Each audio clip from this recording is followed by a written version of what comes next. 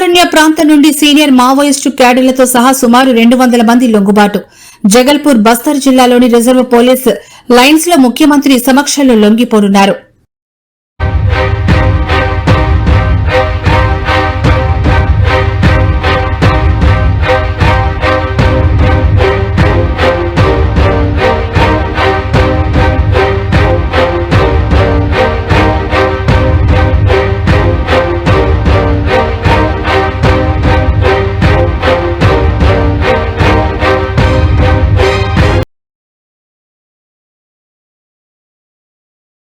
ఇటువంటి మరెన్నో వీడియోల కోసం మా ఛానల్ ని సబ్స్క్రైబ్ చేసుకోండి. పక్కనే ఉన్న బెల్ ఐకాన్ ని క్లిక్ చేసి యాక్టివేట్ చేసుకోండి.